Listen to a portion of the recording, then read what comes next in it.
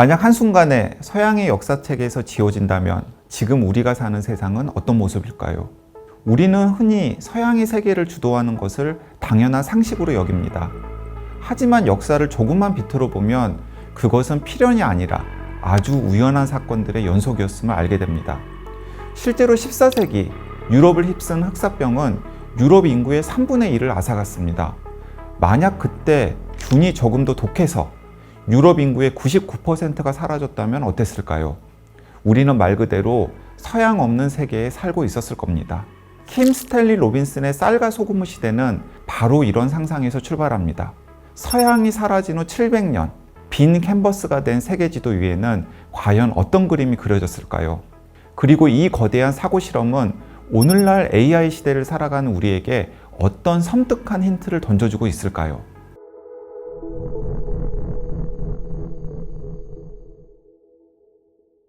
유럽이 텅 비어버린 사이 세계사의 주도권은 중국과 이슬람 그리고 인도로 넘어갑니다.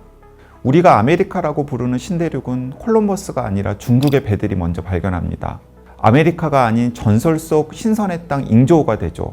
명나라 함대가 태평양 해류에 휩쓸려 도착한 샌프란시스코는 구대륙과 신대륙이 만나는 문명의 교차로 팡장으로 불립니다.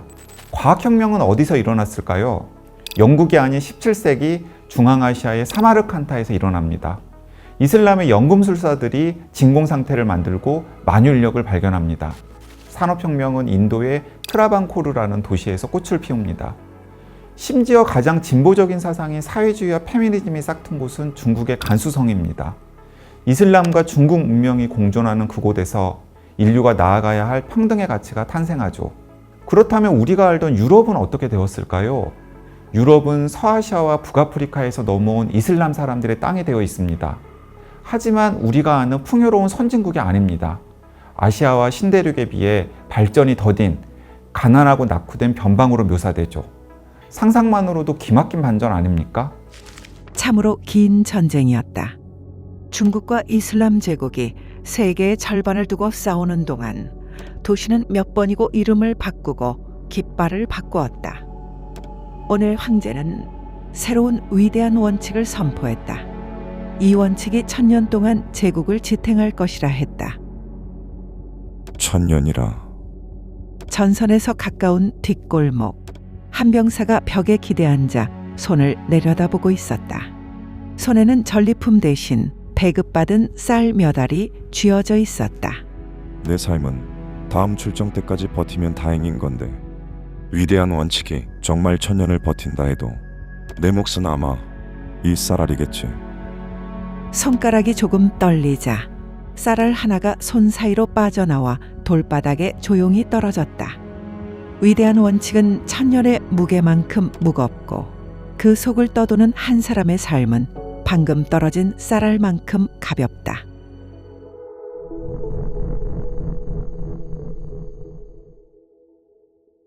가만히 보다 보면 이런 질문이 떠오릅니다. 그렇다면 왜 현실에서는 서양이 승리했을까? 왜 산업혁명은 중국이나 인도가 아니라 하필이면 유럽, 한 구석에 있는 작은 섬나라 영국에서 시작되었을까? 이것은 역사학계의 오랜 수수께끼, 바로 대분기에 대한 질문입니다. 놀라지 마십시오. 16세기 초만 해도 세계 10대 도시 중 유럽 도시는 파리 딱 한 곳뿐이었습니다. 나머지는 베이징, 이스탄불, 카이로 같은 동양의 도시들이었죠. 심지어 산업혁명 직전인 1800년, 즉 19세기 초에도 상황은 비슷했습니다. 당시 세계 GDP의 60% 가까이를 아시아가 차지하고 있었으니까요. 그런데 왜 영국이었을까요? 경제학자 로버트 앨런의 설명은 시사하는 바가 큽니다. 그는 영국의 높은 임금에 주목합니다. 생각해 봅시다. 여러분이 공장 사장입니다. 노동자 임금이 아주 싸다면 굳이 비싼 돈을 들여 기계를 들여 놓을까요? 아닙니다. 그냥 사람을 더 쓰면 되니까요. 당시 중국과 인도는 인구가 많아 인건비가 쌌습니다. 그래서 기계를 발명하고도 사용할 필요를 못 느꼈죠. 반면에 영국은 노동자 임금이 비쌌습니다. 게다가 운이 좋게도 기계를 돌릴 석탄 가격은 쌌죠. 비싼 사람 대신 싼 석탄을 떼서 기계를 돌리는 것이 훨씬 이득이었습니다. 바로 이 경제적 요인이 영국을 산업혁명의 발상지로 만든 결정적 이유였습니다.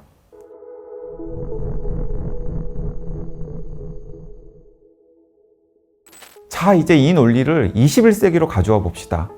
로버트 앨런의 통찰은 지금 우리 눈앞에서 벌어지는 AI 혁명의 풍경을 섬뜩하게 설명해 줍니다. 요즘 AI와 로봇 기술이 비약적으로 발전하고 있습니다. 그런데 이상하지 않나요? AI가 가장 먼저 대체하려고 하는 직업들은 우리가 생각했던 기피 업종이 아닙니다. 위험하고 힘든 육체 노동, 예컨대 뜨거운 기름 앞에서 햄버거 패티를 뒤집는 일은 여전히 최저시급을 받는 아르바이트생의 몫입니다. 반면에 전 세계 천재 개발자들과 거대 자본은 의사, 변호사, 회계사, 통번역과 같은 고소득 전문직을 대체하는 인공지능을 만드는데 혈안이 되어 있습니다. 왜 그럴까요? 답은 19세기 영국과 똑같습니다. 햄버거 패티를 뒤집는 로봇팔을 만드는 비용보다 사람을 쓰는 비용이 여전히 싸기 때문입니다. 반면에 고소득 전문직의 인건비는 비쌉니다. 그러니 그들을 AI로 대체할 때 얻을 수 있는 경제적 이득이 훨씬 큰 것이죠. 우리는 다시 한번 대분기의 갈림길에 서 있습니다. 19세기의 선택이 서양과 동양의 운명을 갈랐다면 21세기의 선택은 인간 노동의 가치와 사회 구조를 뿌리째 바꿔놓을 것입니다.